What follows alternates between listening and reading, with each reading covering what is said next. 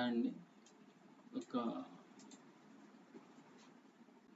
Trades తీసుకొని మనం market ఏమి చెప్తుందో చూద్దాం. ట్రేడ్స్ తీసుకుంటూ మార్కెట్ ఏం చెప్తుంది, మనం ఏం ట్రేడ్ తీసుకోవాలి.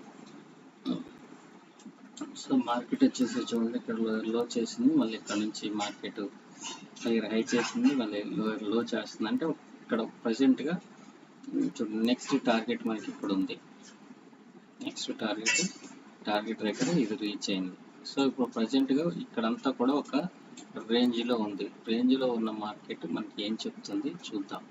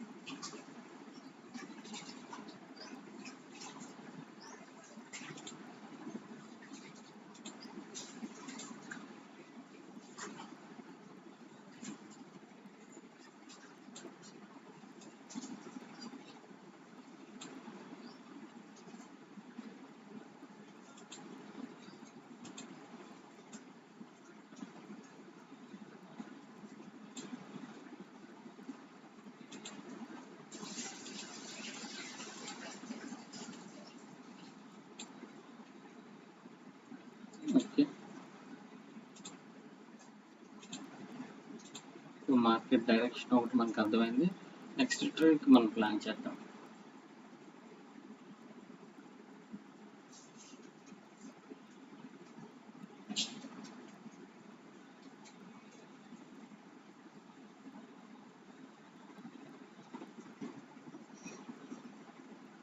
చూద్దాం, మార్కెట్ అనుకున్న కండిషన్లోకి రాలేదు, వెయిట్ చేద్దాం.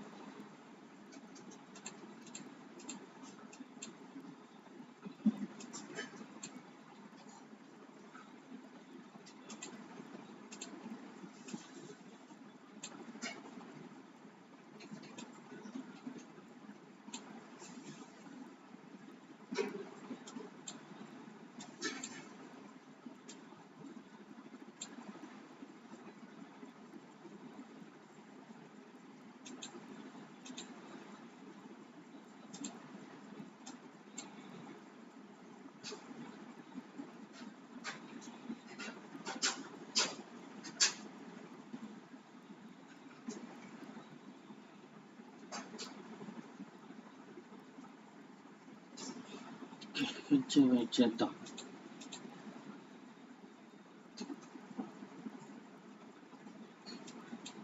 ఇక్కడ ఒక ఎగ్జాక్షన్ క్యాండిల్ టైప్ వచ్చింది, అందుకని నేను కొంచెం వెయిట్ చేశాను, అందుకని మంచిదని.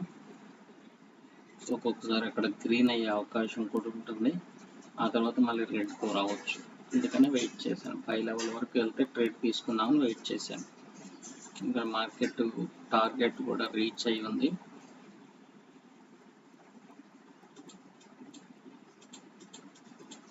ఎప్పుడైనా ఒక ట్రేడ్ తీసుకునేటప్పుడు ఇక్కడ ఈ వర్షం వల్ల నెట్వర్క్ కూడా కొంచెం ఇష్యూ ఉంది.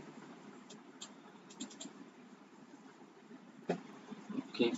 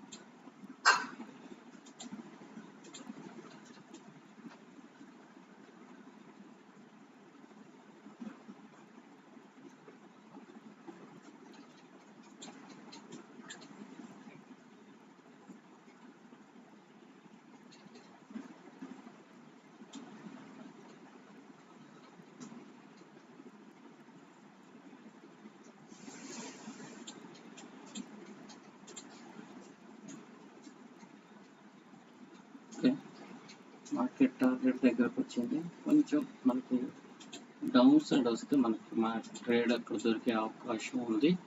నెక్స్ట్ చూడండి, సెల్లర్స్ కూడా ఇక్కడ వీక్ అయిపోయి ఉన్నారు.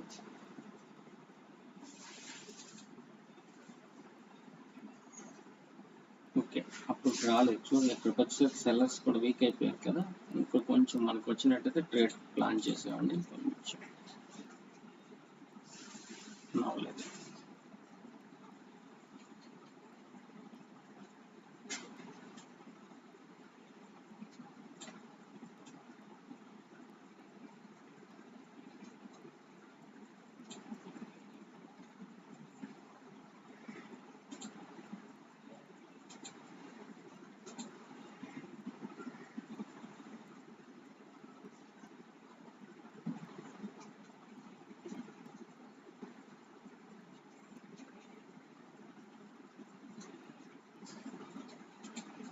ట్రెండ్కి ఆపోజిట్ ఎప్పుడు ట్రేడ్స్కి వెళ్ళొద్దు. ట్రెండ్ వైపే వెళ్దాం.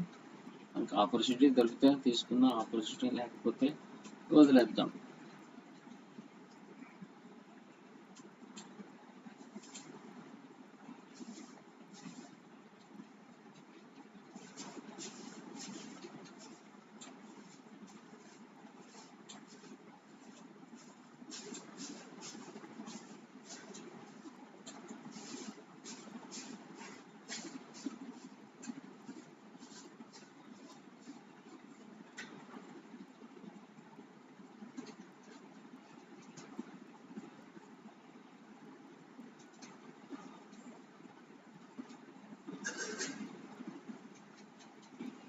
మార్కెట్ ఇక్కడ చూడండి, బయర్స్ ఇక్కడ వరకు వెళ్ళారు. అంటే ఇక్కడ ట్రెండ్ అనేది చేంజ్ చేయడానికి మార్కెట్ చూస్తుంది. మరి చేంజ్ చేస్తుందా చేంజ్ చేయదనేది ఈ క్యాండిల్ మీద డిపెండ్ అయి ఉంటుంది. మీకు అర్థమైంది అనుకుంటాను. మార్కెట్ ఇక్కడికి వచ్చిన తర్వాత ఇప్పుడు హై క్రియేట్ చేసిన తర్వాత మళ్ళీ లో క్రియేట్ చేసుకుంటూ లోయర్ హై క్రియేట్ చేసుకుంటూ మళ్ళీ లో క్రియేట్ చేసింది. క్రియేట్ చేసిన తర్వాత మార్కెట్ అనేది మళ్ళీ ఈ హై బ్రేక్ అవటానికి విక్కుతో, అంటే బయర్స్ ఇక్కడ దాకా వెళ్ళారు. ఇప్పుడు ఈ హై ఉంది చూసారా, ఈ లోయర్ హై, దీన్ని బ్రేక్ చేయడానికి మార్కెట్ ఇక్కడ వరకు వెళ్ళింది, కానీ రిజెక్షన్ వచ్చింది. నెక్స్ట్ ఏం జరుగుతుంది ఈ క్యాండిల్ మీద డిపెండ్ అయ్యి చూద్దాం. నెక్స్ట్ ఏం జరుగుతుందా,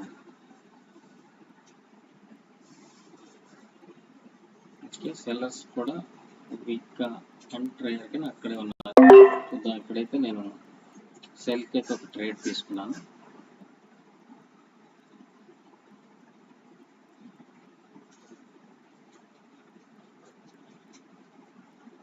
మార్కెట్ రివర్స్ అవ్వడానికి అయితే సైన్ ఇచ్చింది. హైకి వెళ్ళే అవకాశం అయితే ఈ క్యాండిల్లో లేదు. అందుకోసమే నేను ఇక్కడ ఒక ట్రేడ్ తీసుకున్నాను.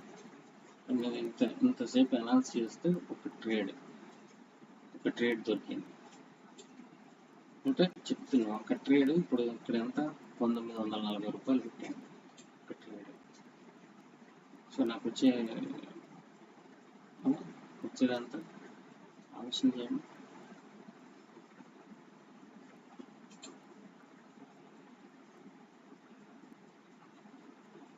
విన్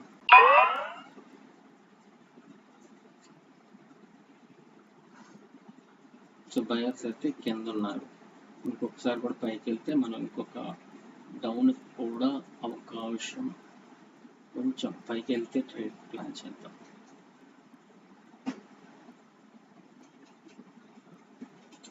ఓకే, 2 ట్రేడ్స్ ఇక్కడ నేను ప్లాన్ చేశాను.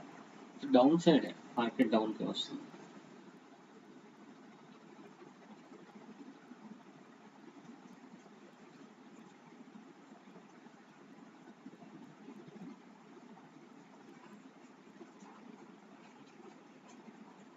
ఏదైనా నెక్స్ట్ మినిట్ పడిపోయిందా?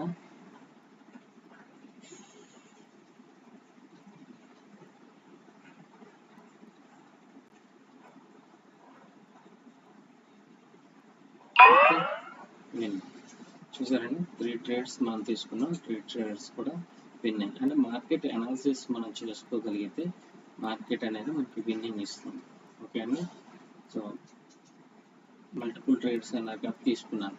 కానీ ఒకటేనంటే మార్కెట్ ఇక్కడ మనకి ఏం చెప్తుందో దాని ప్రకారం మనం ట్రేడ్స్ తీసుకోవాలి తప్ప మన ఆలోచన కాదు, ఏదో నేను ఇలాగ అనుకున్నాను ఇలాగ వెళ్తుంది అని అయితే వద్దు.